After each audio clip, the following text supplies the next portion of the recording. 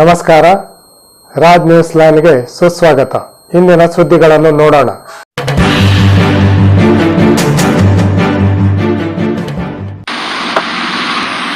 कितना हुआ भैया? 12। भैया 20 का खुला हो गया क्या? बिल्कुल होगा भैया।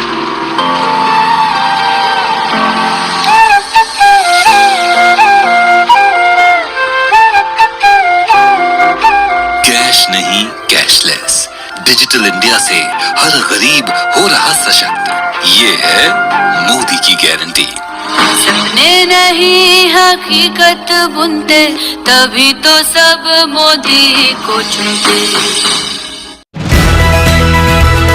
ನಿನ್ನೆ ಸುರಿದ ಭಾರೀ ಮಳೆಗಾಳಿಯಿಂದಾಗಿ ಮುಂಡಗೋಡ ತಾಲೂಕಿನಲ್ಲಿ ಮತ್ತಷ್ಟು ಹಾನಿ.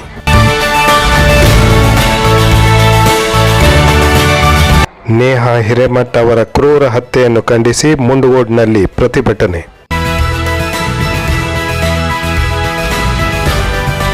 ನಿನ್ನೆ ಸುರಿದ ರಭಸದ ಮಳೆ ಹಾಗೂ ಗಾಳಿಗೆ ಮುಂಡಗೋಡ ತಾಲೂಕಿನ ಕೆಲವು ಕಡೆಗಳಲ್ಲಿ ಹಾನಿ ಉಂಟಾಗಿರುವುದು ತಡವಾಗಿ ಬೆಳಕಿಗೆ ಬಂದಿದೆ.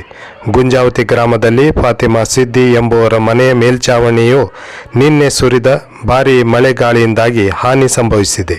ಮಲವಳ್ಳಿ ಗ್ರಾಮದ ದಶರಥ್ ಪಾಟೀಲ್ ಎಂಬುವರ ಬಾಳೆ ಬೆಳೆಗೆ ಮಳೆಗಾಳಿಯಿಂದ ತೀವ್ರ ಹಾನಿಯಾಗಿದೆ. ನಂದಿಕಟ್ಟ ಗ್ರಾಮದಲ್ಲಿ ಅನ್ನಪೂರ್ಣ ಕಣದಾಳ್ ಮತ್ತು ಕಮಲಾ ಮಳಗಿ ಅವರ ಶೆಡ್ನ ಹಂಚುಗಳು ಹಾನಿಯಾಗಿದೆ.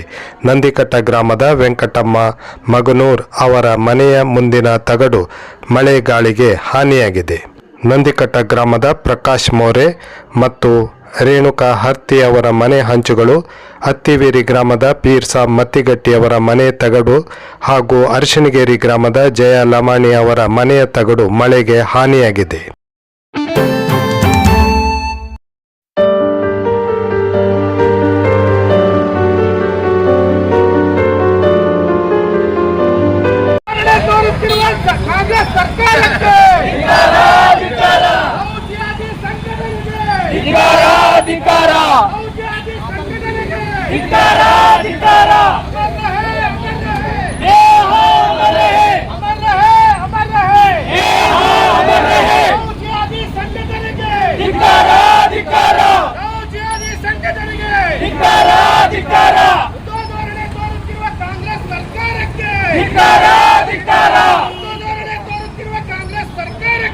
ನೇಹಾ ಹಿರೇಮಠ ಇವರ ಕ್ರೂರ ಹತ್ಯೆಯನ್ನು ಖಂಡಿಸಿ ಇಂದು ಬಿಜೆಪಿ ಮುಂಡಗೋಡ ಮಂಡಳ ಹಾಗೂ ಹಿಂದೂಪರ ಸಂಘಟನೆಗಳು ಶಿವಾಜಿ ಸರ್ಕಲ್ನಲ್ಲಿ ಪ್ರತಿಭಟನೆ ನಡೆಸಿದರು. ನಂತರ ತಹಶೀಲ್ದಾರರಿಗೆ ಮನವಿಯೊಂದನ್ನು ಅರ್ಪಿಸಲಾಯಿತು.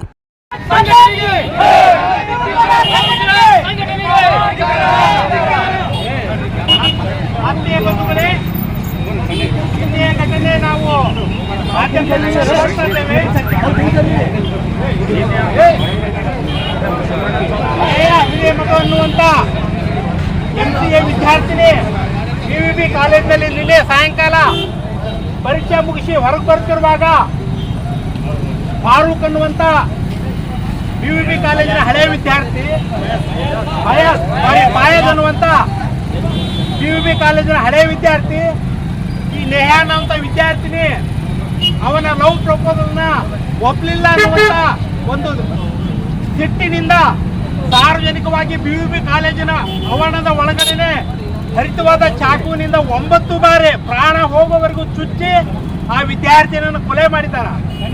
ಮಾನ್ಯರೇ, ಕರ್ನಾಟಕ ಸರ್ಕಾರದಲ್ಲಿ ಕಾಂಗ್ರೆಸ್ ಸರ್ಕಾರ ಆಡಳಿತ ಬಂದ ನಂತರ ಕೊಲೆ, ದರೋಡೆ, ಸುಲಿಗೆ, ಅತ್ಯಾಚಾರ, ಅನ್ಯಾಯ ಅತಿ ಹೆಚ್ಚಾಗಿ ನಡೀತಾ ಇದೆ. ಇದನ್ನು ನಾವು ಸಾರ್ವಜನಿಕವಾಗಿ ಖಂಡಿಸೋಣ.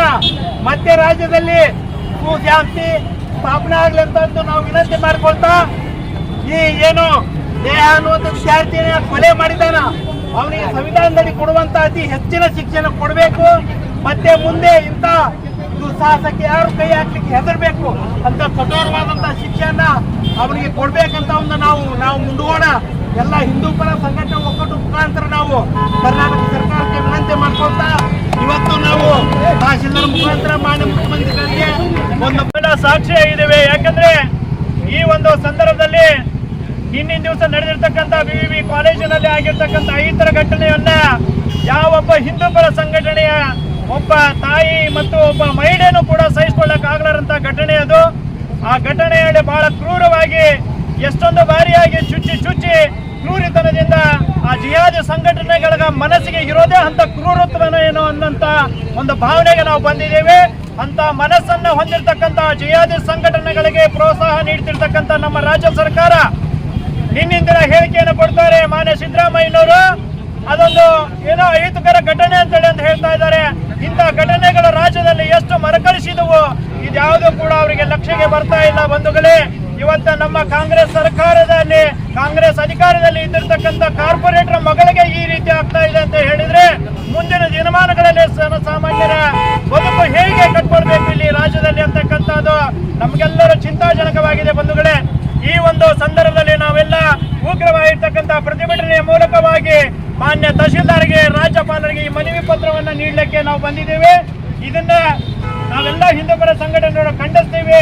ಇದೊಂದು ಇಂಥ ಮತ್ತೆ ಮರುಕಳಿಸಬಾರ್ದು. ನಮ್ಮ ರಾಜ್ಯದಲ್ಲಿ ಗೃಹ ಮಂತ್ರಿಗಳು ಇದ್ರ ಬಗ್ಗೆ ಹೆಚ್ಚಿನ ಲಕ್ಷ್ಯವನ್ನು ವಹಿಸಿ ಆ ಒಂದು ಜಿಹಾದಿ ಸಂಘಟನೆಯ ವ್ಯಕ್ತಿಗೆ ಗಲ್ಲು ಶಿಕ್ಷೆಯನ್ನು ಆಗಬೇಕು ಅಂತಕ್ಕಂಥ ಒಂದು ಮನವಿಯನ್ನು ನಾವು ಮಾಡ್ತಾ ಇದ್ದೇವೆ. ಯಾಕಂದ್ರೆ ಇಂಥ ಸಂಘಟನೆಗಳನ್ನ ಹೆಚ್ಚು ಬೆಳೆಸಲಿಕ್ಕೆ ಕೊಡೋದ್ರಿಂದ ಇಂಥ ನಮ್ಮ ತಾಯಂದಿರು ವಿದ್ಯಾರ್ಥಿಗಳು ಹೇಗೆ ಅವರು ಜೀವನವನ್ನು ಸಾಗಿಸಬೇಕು, ಹೇಗೆ ಅವರು ಕಾಲೇಜಿಗೆ ಹೋಗಿ ಮರಳಿ ಬರಬೇಕು ಅನ್ನೋದೇ ಗೊತ್ತಾಗ್ತಾ ಇಲ್ಲ.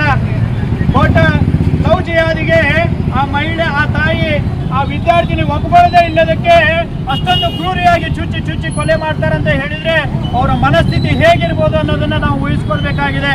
ಆ ಕಾರಣಕ್ಕಾಗಿ ಇವತ್ತಿನ ಹಿಂದೂಪರ ಸಂಘಟನೆಗಳು ಎಲ್ಲರೂ ಸೇರಿ ಮಾನ್ಯ ತಹಶೀಲ್ದಾರ್ಗೆ ನಾವು ಮನವಿಯನ್ನು ನೀಡಲಿಕ್ಕೆ ಒಪ್ಪಿದ್ದೇವೆ. ಅದಕ್ಕಾಗಿ ಆ ಒಂದು ವ್ಯಕ್ತಿಗೆ ಕಠಿಣ ಶಿಕ್ಷೆಯನ್ನು ನೀಡಬೇಕು ಅಂತ ಹೇಳಿ ನಮ್ಮ ರಾಜ್ಯದಲ್ಲಿ ಇರ್ತಕ್ಕಂಥ ಮಹಿಳೆಯರಿಗೆ ಇನ್ನೂ ಹೆಚ್ಚಿನ ಕಾನೂನನ್ನು ತೆಗೆದುಕೊಂಡು ಬಂದು ಸುಭದ್ರವಾಗಿರ್ತಕ್ಕಂಥ ರೀತಿಯಲ್ಲಿ ಅವರಿಗೆ ರಕ್ಷಣೆಯನ್ನು ಕೊಡಬೇಕಾಗಿರ್ತಕ್ಕಂಥದ್ದು ಸರ್ಕಾರದ ಕೆಲಸ ಆಗಿದೆ.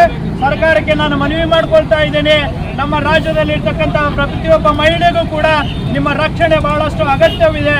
ಆ ರಕ್ಷಣೆ ಕೊಡಬೇಕಾಗಿರ್ತಕ್ಕಂಥ ಹೊಣೆಗಾರಿಕೆಯನ್ನ ಮಾನ್ಯ ಮುಖ್ಯಮಂತ್ರಿಗಳು ಹೆಚ್ಚಿನ ರೀತಿಯಾಗಿ ಇದಕ್ಕೆ ಕಠಿಣವಾಗಿ ಶಿಕ್ಷೆಯನ್ನು ಕೊಟ್ಟು ಆ ಒಂದು ಬಡಿದು ಹೋಗಿರ್ತಕ್ಕಂಥ ವಿದ್ಯಾರ್ಥಿಯ ಆತ್ಮಕ್ಕೆ ಶಾಂತಿಯನ್ನು ಕೊಡಬೇಕು ಅಂತಕ್ಕಂಥ ಮನವಿಯನ್ನು ಸಲ್ಲಿಸೋದ್ರ ಜೊತೆಗೆ ಇವತ್ತಿನ ಸಂಘಟನೆ ಬಂದಿರತಕ್ಕಂಥ ಎಲ್ಲ ಹಿಂದೂಪರ ಸಂಘಟನೆಯ ಕಾರ್ಯಕರ್ತ ಬಂಧುಗಳಿಗೆ ಆತ್ಮೀಯವಾಗಿ ತುಂಬ ಹೃದಯದ ನಾನು ಅಭಿನಂದನೆಗಳನ್ನು ಸಲ್ಲಿಸ್ತೀನಿ. ನಾವು ಇಲ್ಲೇ 10 ನಿಮಿಷ ಆಗಿದ್ದು ಮಾನ್ಯ ತಹಶೀಲ್ದಾರ್ ಸಾಹೇಬರು ಇಲ್ಲಿ ಬಂದು ನಮ್ಮ ಮನವಿಯನ್ನು ಸ್ವೀಕಾರ ಮಾಡಬೇಕಂತೇಳಿ ನಾನು ವಿನಂತಿ ಪೂರ್ವಕವಾಗಿ ಕೇಳ್ಕೊಳ್ತಾ ಇದ್ದೇನೆ.